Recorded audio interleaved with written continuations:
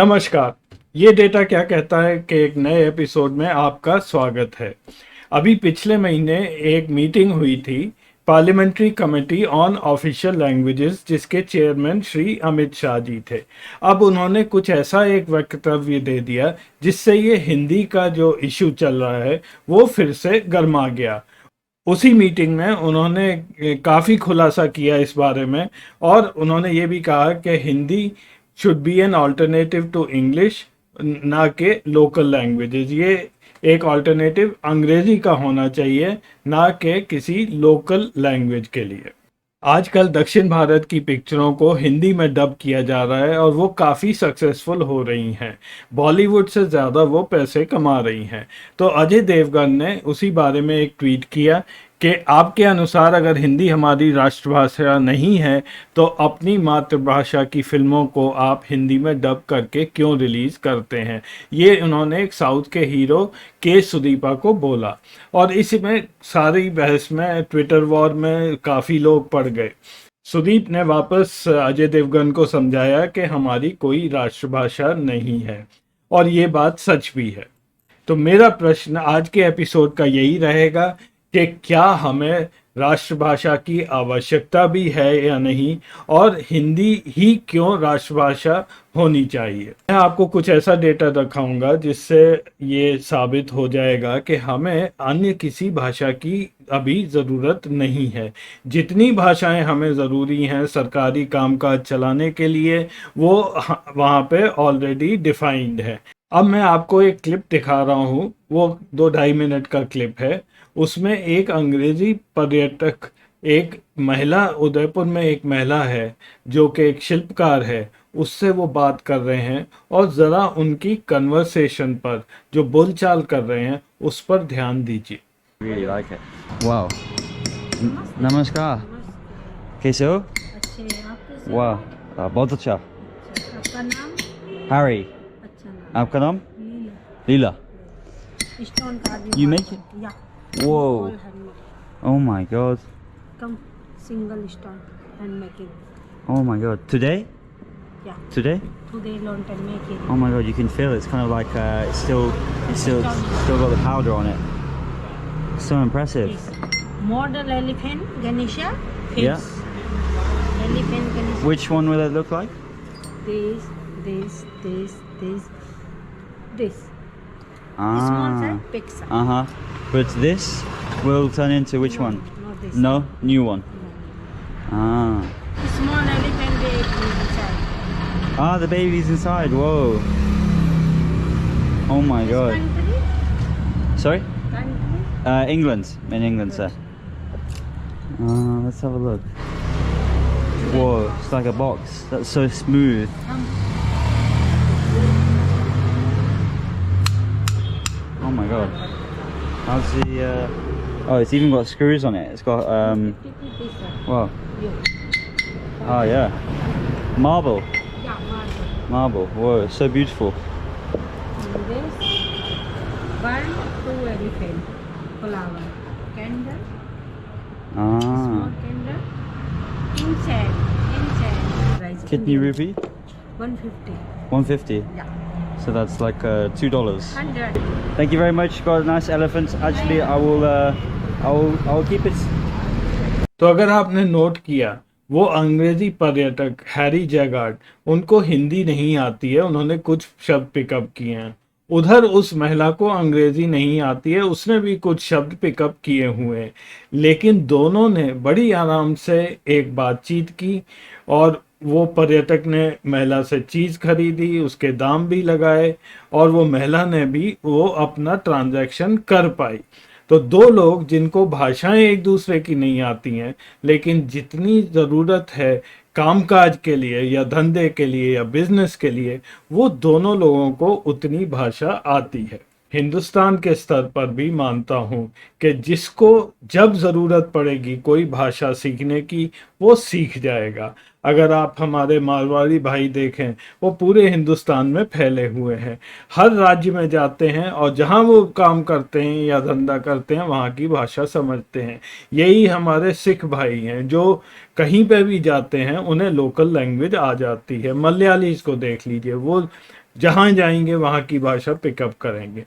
अब कोई अगर तमिलनाडु के गांव में तांजावुर में रह रहा है, उसको हिंदी से क्या मतलब है, या अगर कोई बिहार में है उसको तमिल से क्या मतलब है। तो ये केवल एक राजनीति चल रही है।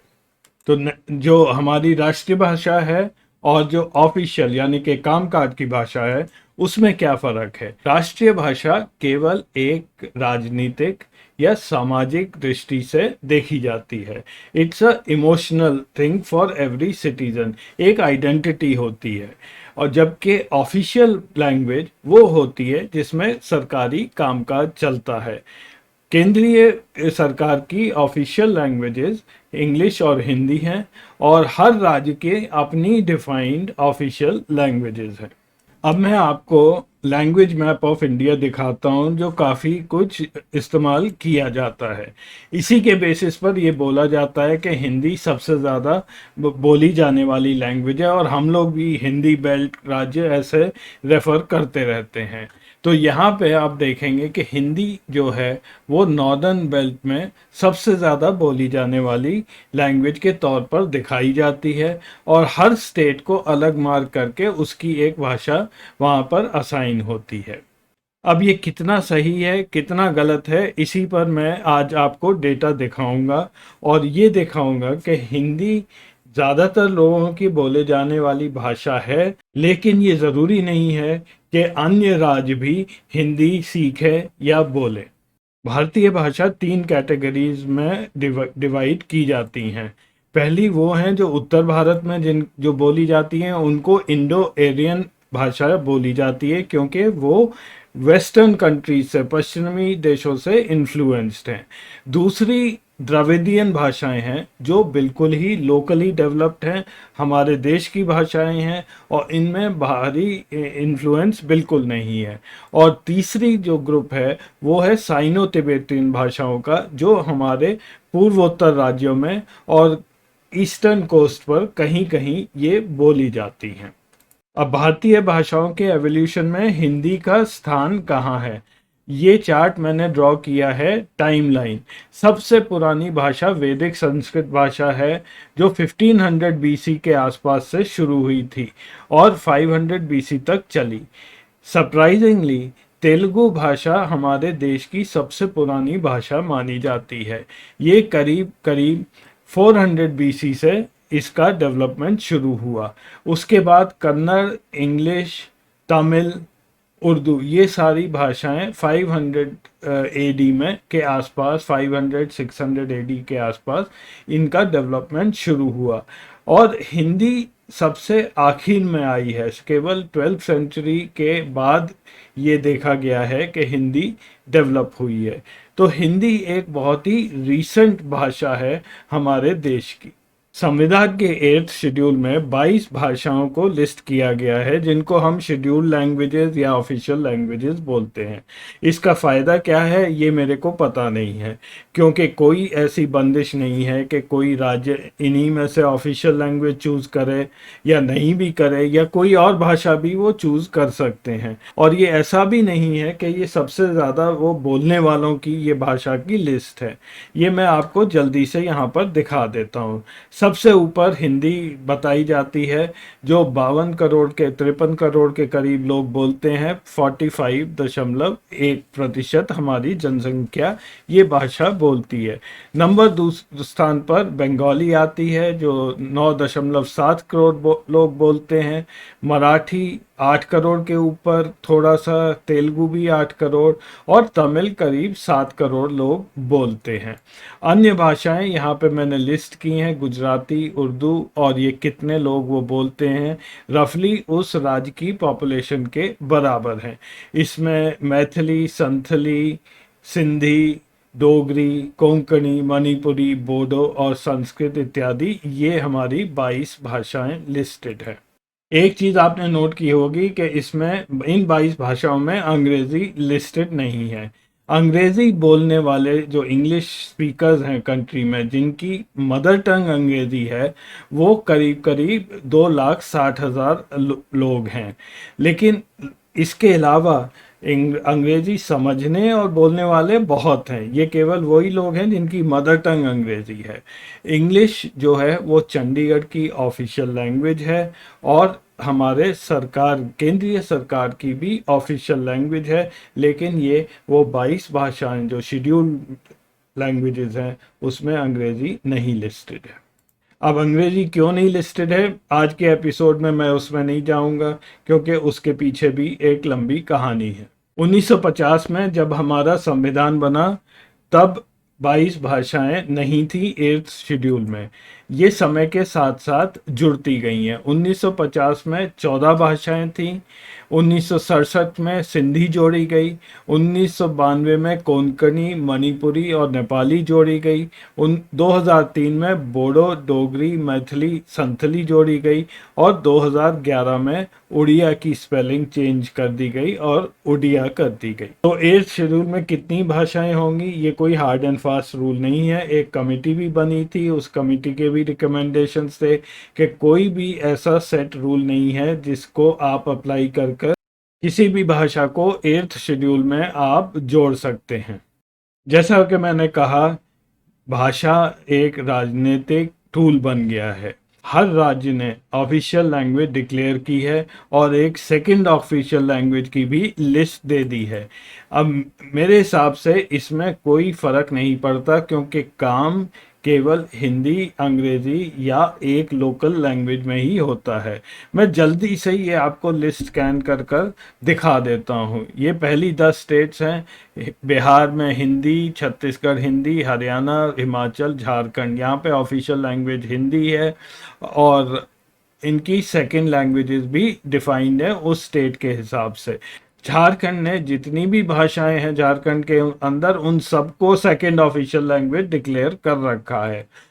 मध्य प्रदेश में फिर हिंदी और राजस्थान हिंदी, सिक्किम में भी जितनी भाषाएं हैं सिक्किम में वो सेकंड ऑफिशियल लैंग्वेज बना रखी है। वेस्ट बंगाल में भी यही है। बंगाली, इंग्लिश ऑफिशियल लैंग्वेजेस हैं और सेकंड ऑफिशियल लैंग्वेज भी सारी भाषाएं कर दी हैं, यहाँ तक कि तेलुगु भी वेस्ट बंगाल में है और शायद पंजाबी भी है। जो यूनियन टेरिटरीज हैं वहाँ पे चंडीगढ़, जैसा मैंने कहा, वो वहाँ पे इंग्लिश है ऑफिशियल लैंग्वेज और दिल्ली में हिंदी इंग्लिश है। JNK में सारी भाषाएं उन्होंने कर रखी हैं एज अ ऑफिशियल लैंग्वेज।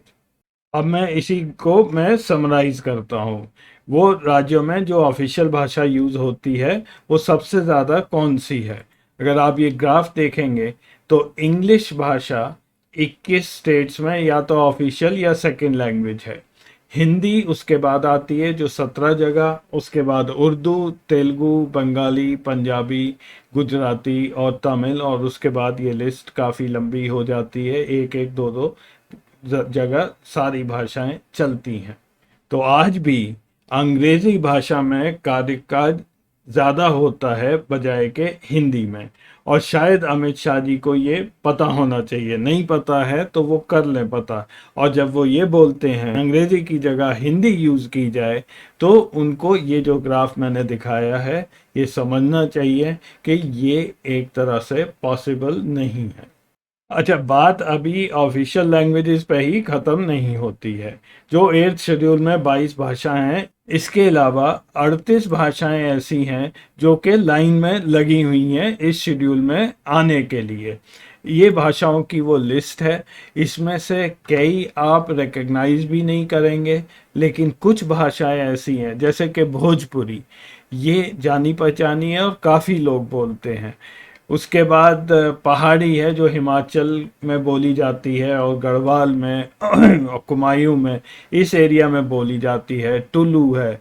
तो कुछ भाषाएं ऐसी हैं जो डिज़र्व करती हैं जो शेड्यूल में आ जाएं, लेकिन ये लिस्ट 38 भाषाओं की है जिस पर सरकार ने अभी कोई निर्णय नहीं लिया है, और इन 38 भाषाओं में अंग्रेज़ी भी लाइन में लगी हुई है।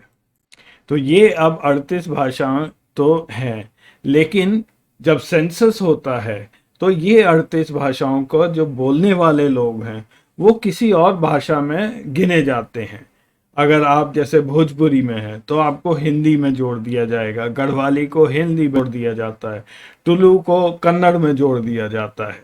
तो इसका मैंने एनालिसिस किया है। अब मैं आपको वो भाषाएं दिखाता हूँ जो कि हिंदी में जुड़कर और उनकी हिंदी की गिनती बढ़ाई जाती है। तो ये 10 भाषाएं मेरे हिसाब से वो हैं जो कि हिंदी में जोड़ दी जाती, हिंदी स्पीकर्स में जोड़ दी जाती हैं। अंगिका, बाजिका ये बिहार की हैं, भोजपुरी बिहार पूर्वांचल ये मॉरिशस में भी बोली जाती है, बुंदेलखंडी, छत्तीसगढ़ी, दक्ती, गढ़वाली, पहाड़ी, गुजरी, मगही, नागपुरी और राजस्थानी। और इसके बोलने वाले इधर पे लिस्टेड हैं। जैसे भोजपुरी करीब 5 करोड़ 10 लाख लोग बोलते हैं भोजपुरी। छत्तीसगढ़ी 1 करोड़ 80 लाख लोग बोलते हैं।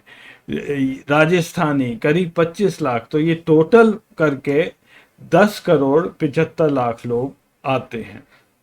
तो ये जो 38 भाषाएं हैं इनको बोलने वाले करीब 13 करोड़ 66 लाख 56,517 लोग हैं 2011 के सेंसस के मुताबिक, जो कि उस समय की हमारी जो जनसंख्या है उसके 11% है।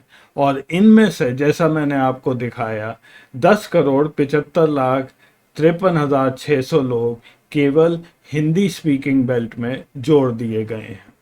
तो जैसा हिंदी का मैंने बोला था करीब 53 करोड़ लोग होते हैं, उसमें से आप 10-11 करोड़ लोग हटा देंगे तो ये अन्य भाषाओं में गिने जाने लगेंगे।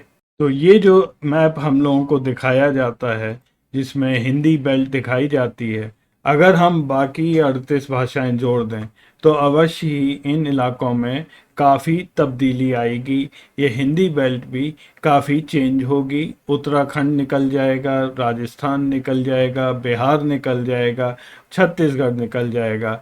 उसके अलावा और भी कई छोटी छोटे पॉकेट्स आएंगी जहाँ पे दूसरी भाषाएं बोली जाती हैं।